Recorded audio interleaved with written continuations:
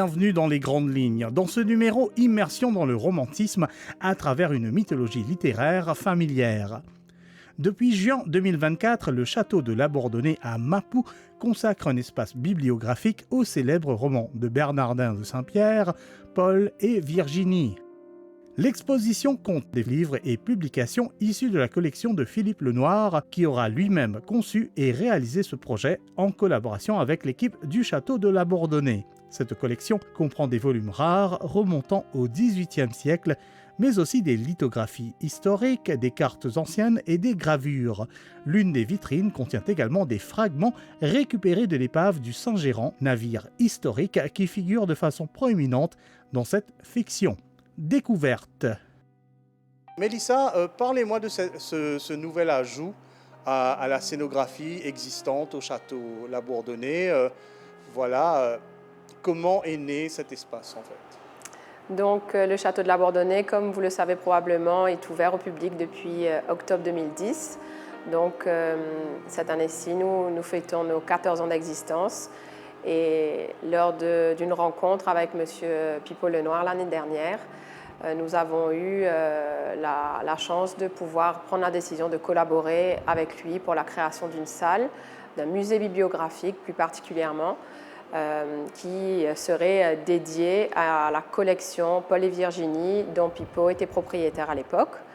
Et du coup, il nous était paru comme une évidence de s'associer afin de choisir cette pièce particulière qui est la dernière du parcours muséal pour la transformer en un musée bibliographique qui expose aujourd'hui la collection Paul et Virginie et bien sûr quelques objets iconographiques aussi.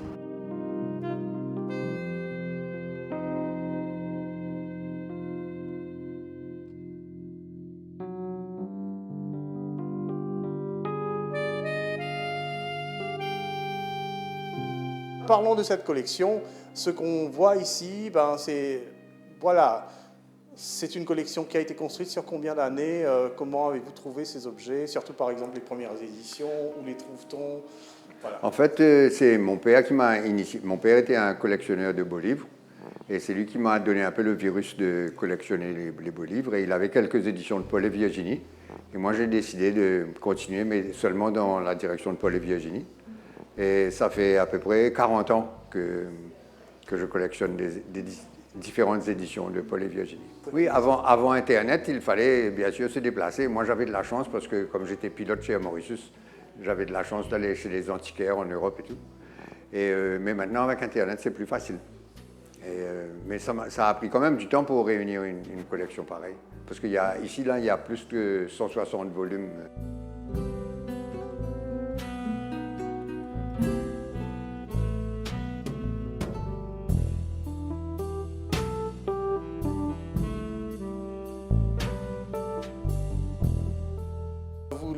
Vous avez quand même tenu à scénographier personnellement cette collection dans cet espace. Alors, je ne sais pas, est-ce que vous avez prévu... Alors, quelle est un peu l'idée? Est-ce que vous proposez un parcours ou bien c'est vraiment champ libre au spectateur de parcourir comme il veut? Non, le visiteur peut parcourir comme il veut. Il y a une petite vitrine qui est dédiée aux livres d'enfants. Il y a une vitrine qui est dédiée aux différents artistes qui ont illustré Virginie prenant son bain dans la fontaine. Il y a une vitrine qui est dédiée aux livres qui contiennent des cartes anciennes de Maurice. Il y a une vitrine avec le plus petit et le plus grand Paul et Virginie jamais imprimés. Et puis il y a les premières éditions, la période romantique, et voilà. La pièce maîtresse, elle se trouve partout. Okay. La pièce maîtresse, ça peut être une édition très chère avec une belle reliure, ou ça peut être une édition de 4 sous qui est introuvable aujourd'hui. On peut chercher pendant les années, on ne la trouvera pas.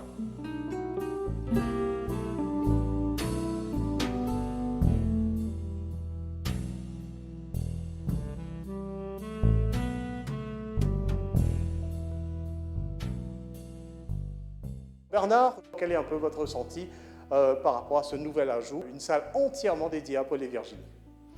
Alors écoutez, Paul et Virginie, c'est déjà mondialement connu. Et d'abord, c'est né à l'Île-de-France, aujourd'hui l'île Maurice. Et je pense que faire une exposition de la sorte, une exposition bibliographique, ça vient rajouter une valeur au musée déjà existant et le parcours historique du domaine. C'est vrai que Polyvirginie, c'est historique, c'est un pan de notre histoire, c'est un sujet que tous les Mauriciens, normalement, devraient connaître. Je dis bien devraient. C'est vrai que beaucoup, je pense, ne le connaissent pas. Et c'est l'occasion, justement, que les Mauriciens découvrent cet aspect de notre histoire. Parce que Polyvirginie, ce n'est pas seulement un roman. D'accord, on le connaît en tant que roman, hein, le roman de Bernardin de Saint-Pierre, mais il faut comprendre aussi que l'origine de ce roman, c'est deux personnages qui proviennent d'une inspiration, d'une observation, d'un vécu. Donc je voudrais expliquer justement que Bernardin de Saint-Pierre, l'écrivain, celui qui a écrit ce roman, Polyvirginie, a vécu à l'île de France, aujourd'hui l'île Maurice, a vécu dans cette île pendant 3 ans, où il a observé, où il a expérimenté des événements dont il s'est inspiré pour écrire son roman. Ce roman est né en 1788, alors que Bernardin de Saint-Pierre est venu à l'île de France en 1768. Donc 20 ans après, ce roman est né, et je voudrais justement attirer l'attention du public que tout roman naît à partir d'un sujet, à partir d'une imagination, d'un truc vécu. Donc c'est comme ça que ce roman est né, à travers des faits qui, je pense, ont façonné l'imagination de l'auteur.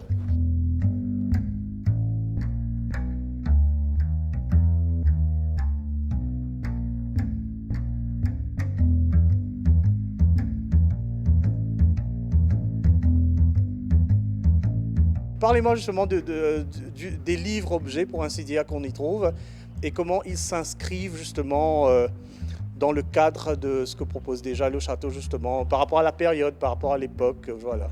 Donc la période n'est pas exactement la même que celle de construction du château et de l'histoire qui a suivi, mais justement l'idée était de pouvoir, d'une part, venir participer d'une façon différente à la préservation de cette partie du patrimoine mauricien.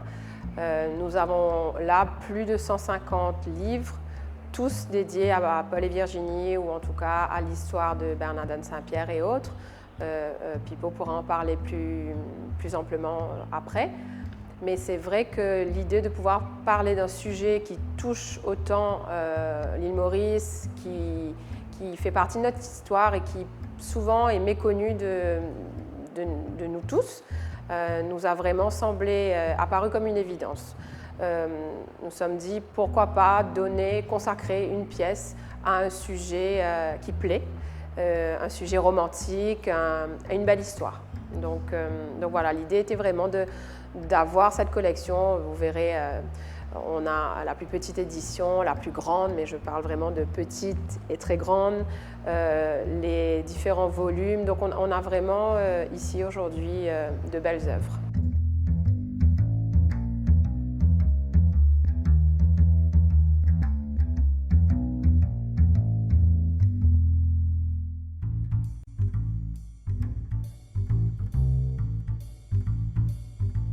Alors, autre chose, je voudrais peut-être votre regard sur les éléments qui se trouvent dans cette collection. Majoritairement, justement, on y trouve des livres. Bon, pour le visiteur lambda, ce sont des livres, point barre. Mais nous parlons là de bien plus, de premières éditions, de livres d'une certaine époque. Après, à travers le livre, c'est tout un ensemble de choses relatifs à la facture des livres, la reliure, le papier utilisé et les gravures, en fait, qui étaient le propre des livres d'antan, qui étaient des œuvres d'art en elles-mêmes. Donc, allez, parlez-moi de ça, justement. Faut-il simplement voir une exposition de livres, ou bien vraiment chaque livre est peut-être une invitation à explorer une pléiade de choses? Écoutez, aujourd'hui, le livre se fait rare. Chez les familles. C'est vrai que tout est technologique. Il y a la technologie qui fait que nous lisons de moins en moins des livres, nous lisons à travers l'Internet, mais le livre est devenu un petit bijou, un objet d'art.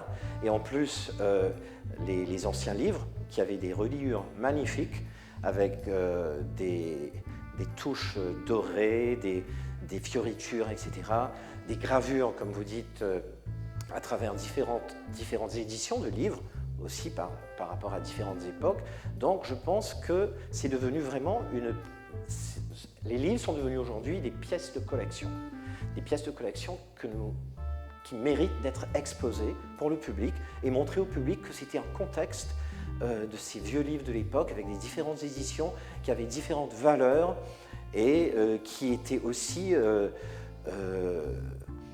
qui appartenaient aussi à beaucoup de collectionneurs, parce que c'est vrai que les livres intéressent énormément des collectionneurs et aujourd'hui ça a une grande valeur.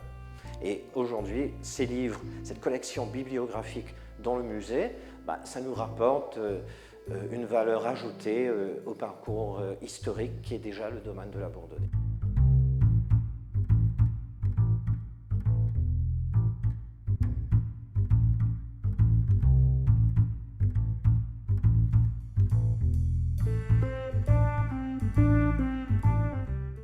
Qu'est-ce que ça représente aussi en termes de valeur, mais aussi qu'est-ce que ça représente pour un passionné, pour les collectionneurs qui... Pour un passionné, la valeur, c'est difficile à juger, ça dépend de l'état du livre, de la rareté et tout ça. Et ça, on peut en parler pendant des heures sans que ce soit vraiment concret. Par contre, les premières éditions que vous voyez ici dans la vitrine, la première édition date de 1784. En 1784, Bernardin de Saint-Pierre écrit les 3 premiers volumes des Études de la nature. Et puis en 1788, il publie le 4e volume des Études. Et dans ce volume-là, il y a Paul et Virginie qui paraît dans les Études de la nature. L'année suivante, il publie les Paul et Virginie en édition séparée. Cette édition-là, elle paraît sur 3 papiers différents. Un papier un peu de luxe, un peu moins bon et un peu plus bon marché, disons. Et comment on les retrouve finalement? Est-ce qu'ils sont catalogués?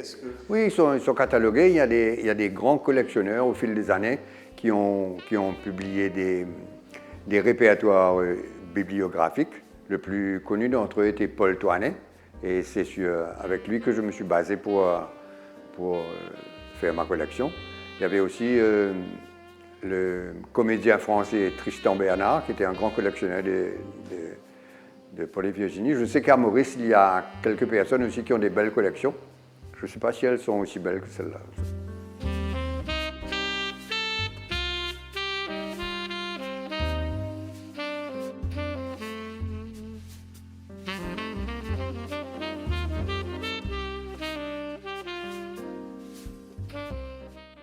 Alors la beauté d'un livre, justement, de ces différentes périodes, bien sûr, c'est la facture du livre, j'imagine, les matériaux qui sont utilisés, mais ce sont aussi, j'imagine, les gravures qui s'y trouvent.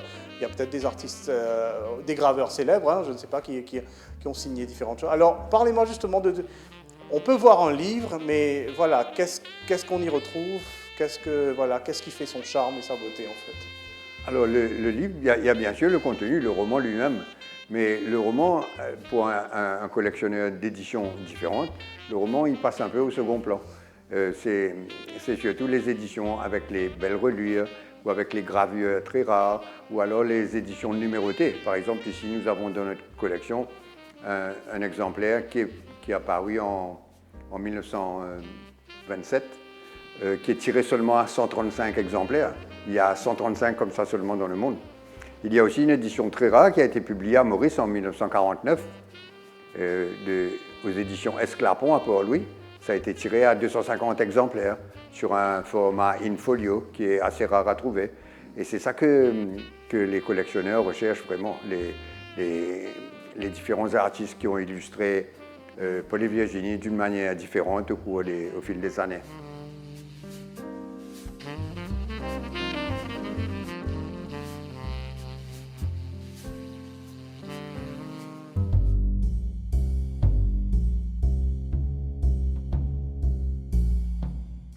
Alors, cette nouvelle salle bibliographique concernant l'histoire de Paul et Virginie, à travers des livres, mais aussi à travers des cartes anciennes, des gravures, permet aux visiteurs de connaître cette partie de notre histoire, cette partie de l'histoire de l'île, malgré que Paul et Virginie a parcouru le monde entier. C'est vrai que beaucoup de Mauriciens, je pense, c'est un appel que je fais aux Mauriciens de venir découvrir ce pan de notre histoire qui, justement, est né à partir d'un roman, mais qui a parcouru le monde entier, de deux personnages idylliques de notre île à l'époque française, alors qu'elle était encore assez sauvage. Finalement, c'est peut-être une des premières visions écologiques. Voilà, je vois. C'est un des premiers symboles ça écologiques. pourrait être aussi une des premières visions écologiques de l'auteur, Bernardin de Saint-Pierre, qui a fait grandir deux personnages, deux enfants, dans cet univers paradisiaque qu'était l'île au XVIIIe siècle. Quand je dis paradisiaque, ce n'est pas tous les aspects de l'île, mais c'est la nature. Hein. D'abord, Voyage à l'Île-de-France dépeint beaucoup la nature de l'île à l'époque.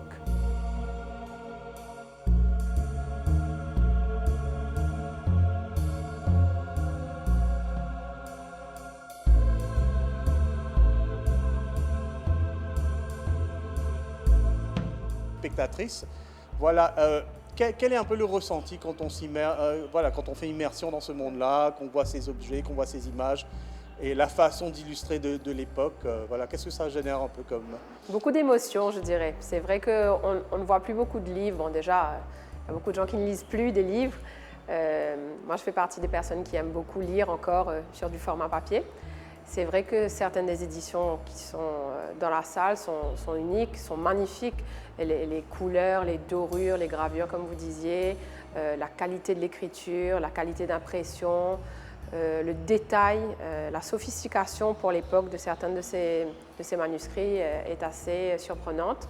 Et pouvoir entrer dans une salle qui n'est pas très grande, mais qui a été emménagée, je pense, très intelligemment, en toute humilité, qui permet aujourd'hui d'avoir en un seul coup d'œil, donc en un tour de salle, une jolie image assez quand même profonde et intime de l'histoire de Paul et Virginie, de l'histoire de notre île. On a quelques belles cartes, des maquettes du Saint-Gérand. Donc c'est vraiment traverser cette pièce et en sortir avec un petit pan de l'histoire supplémentaire après avoir fait la visite du château et avoir découvert le reste du musée.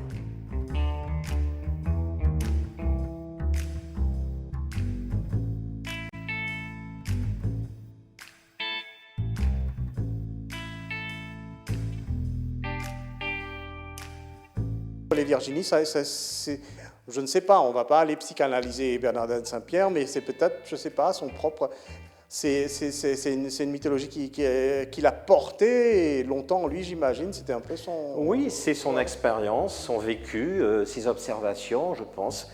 Peut-être pas seulement à l'Île-de-France, mais lors de ses voyages, parce que c'est quelqu'un qui a voyagé. Donc, mais quand même, ce roman est né... après, plus tard, 20 ans plus tard, 20 ans après son séjour à l'Île-de-France, où il a côtoyé des gens, où il a expérimenté des événements.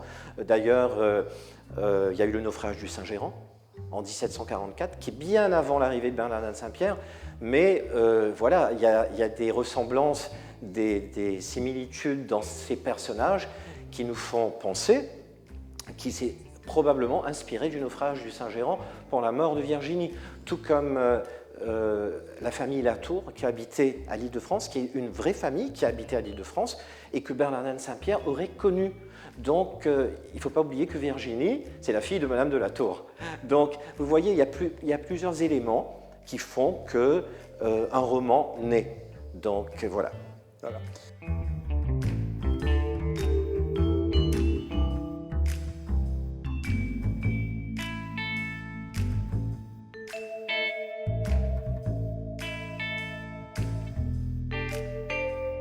Alors, il y a aussi toute une mise en contexte, et derrière moi, d'étranges objets. Voilà, quels sont ces objets et voilà, de quel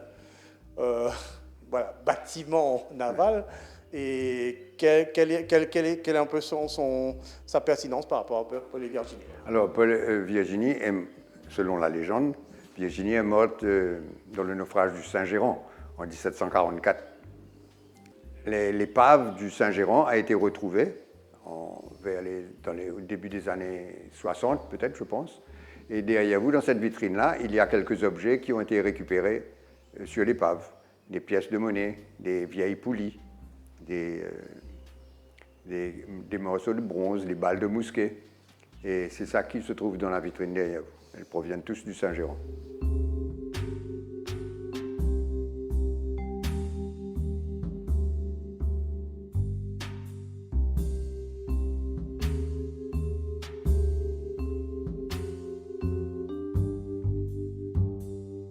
Et pour finir, justement, voilà, bon, vous avez quand même tenu à transmettre cette collection.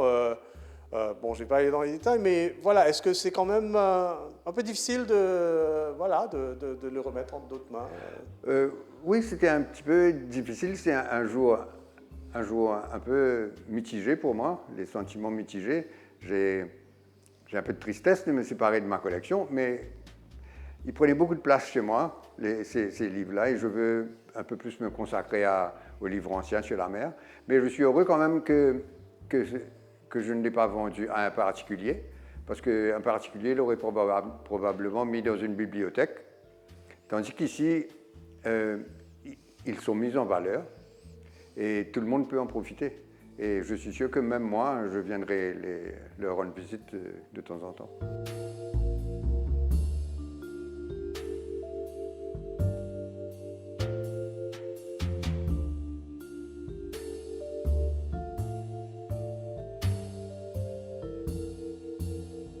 Alors, quelque part, c'est aussi peut-être un... Bon, bien sûr, c'est un mythe. Voilà, on oublie des fois, on l'a accepté comme un mythe mauricien. Bien sûr, même si Bernardin était de France, etc. Mais en même temps, justement, c'est peut-être un rappel que la beauté de l'île de France, devenue l'île Maurice, était telle à l'époque que ça a pu impacter... Oui. Ça a pu créer une œuvre mythique mondialement connue, je ne sais pas. Écoutez, Bernardin de Saint-Pierre a vécu ici pendant 3 ans, de 1768 à 1771. En 1773 paraît son premier livre, Voyage à l'île de France, qui dépeint toutes ses observations sur la nature, sur le paysage de l'île. Donc imaginez à l'époque la flore luxuriante qui existait dans l'île. Donc je pense que vivant dans une île comme ça, encore sauvage, il y a de quoi être inspiré pour écrire plein de choses.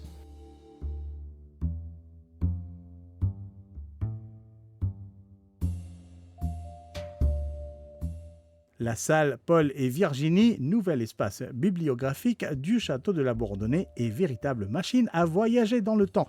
Les visiteurs ont désormais l'opportunité de plonger dans un univers romantique aussi bien que nostalgique dans le cadre de leur visite au château.